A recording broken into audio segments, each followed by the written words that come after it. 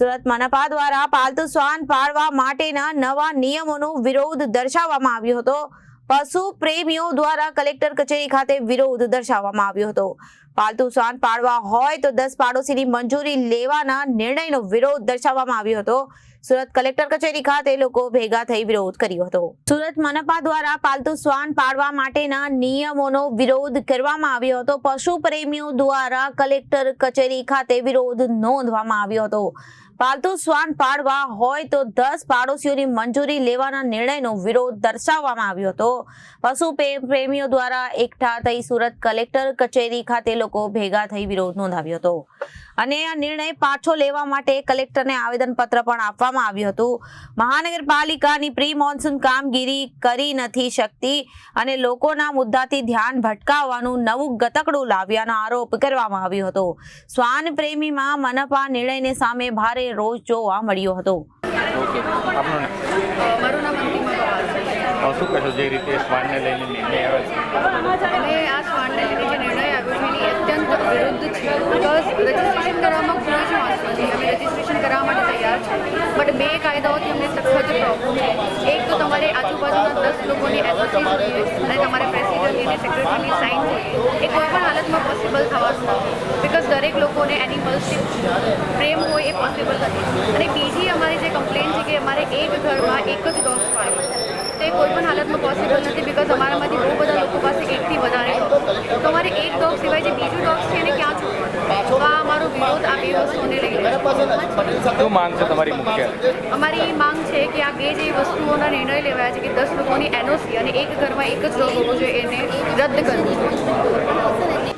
શ્વાનને લઈને જે રીતે વિવાદ સર્જાયો છે અને ખાસ કરીને જે શ્વાન પ્રેમી છે તેમાં ભારોભાર રોષ છે, કારણ કે જે રીતના નિર્ણય લેવામાં આવ્યો છે મહાનગરપાલિકા દ્વારા તેમાં વિરોધ જોવા મળી રહ્યો છે। ત્યારે શું કહેશો, જે રીતનો શ્વાનનો નિર્ણય કઈ રીતે જોઈ રહ્યો છે?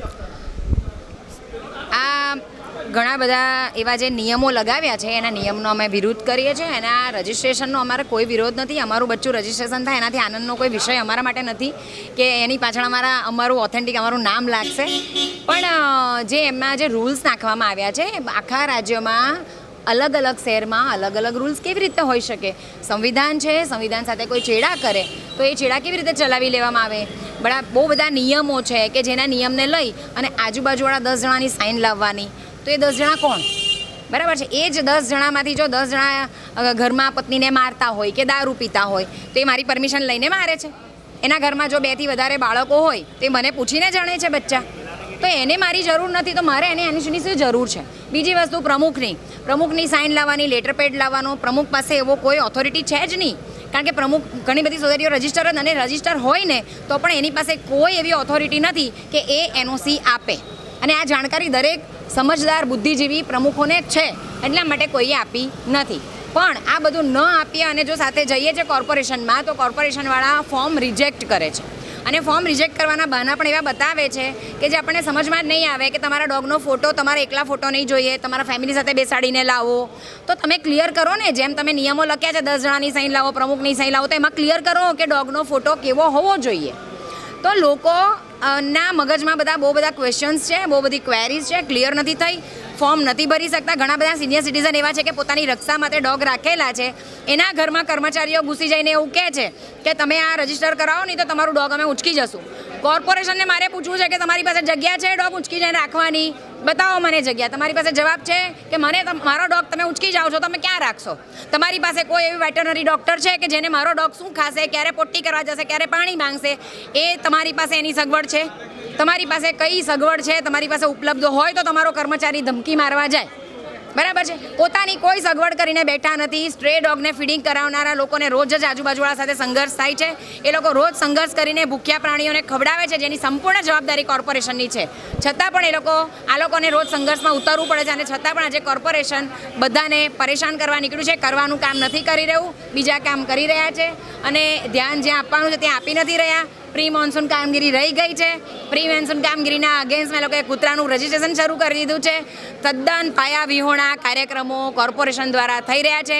એક વ્યક્તિ સંવિધાન ન બદલી શકે, રાતોરાત કોઈ નિયમ કે સંવિધાન તમે બદલી ન શકો। તમારી પાસે ક્લાસ 1, 2, 3 કોઈ પણ ઓફિસર હોય, તમારી પાસે કોઈ ઓથોરિટી નથી કે તમે નિયમો બદલી શકો। બિલકુલ. તમે શું કહેશો જે રીતે આ મૂંગા પ્રાણીને લઈને નિર્ણય કઈ રીતે જોઈ રહ્યા? આ નિર્ણય તદ્દન ખોટો છે. એસએમસીનું જે કામ છે જેની જગ્યા પર અમે કરીએ છીએ તો અમને વધારે રંજાડવામાં આવે છે અત્યારે આ બાબતો પર. તમે શું કહેશો એક યુવા તરીકે કઈ રીતે આ ડોગની નિર્ણય જોઈ રહ્યા? ફર્સ્ટ ઓફ ઓલ તો બધાને શીખવાડવું જોઈએ કે અબોલ જીવોની રક્ષા કરવી જોઈએ, એમને જમવાનું પહોંચાડવું જોઈએ. પણ અહીં તો એવા રૂલ આવી રહ્યા છે કે તમારે એવું શીખવાડવામાં આવે છે કે તમારે ડોગ્સ માટે વિચારવાનું જ નહીં. તો આ કઈ રીતે પોસિબલ છે? મતલબ ડોગ્સને અમે મરતા છોડી દઈએ રોડ પર. ઇનફેક્ટ એવું શીખવાડવું જોઈએ કે રસ્તે ચાલતા દરેક મૂંગા જીવને તમારે જમવાનું આપવું જોઈએ. તો આ રૂલ એકદમ ખોટો છે, જેનો વિરોધ અમે કરી રહ્યા છીએ. તો લોકો ખાસ કરીને જે શ્વાન પ્રેમી છે તેમાં ભારોભાર રોષ છે. અને જે રીતે સુરત મહાનગરપાલિકા પ્રી મોન્સૂન ભૂલી છે, એટલે કે સીધા આરોપ લાગી રહ્યા છે અને જે કામ કરવાનું છે તે નથી કરી રહ્યા અને બીજા જે મુદ્દાઓને લઈને લોકોને ગેરમાર્ગે દોરવાનો આરોપ પણ લાગી રહ્યો. સહયોગી પરેશ રાઠોડ સાથે અરવિંદ રાઠોડ, જનાદેશ ન્યૂઝ, સુરત.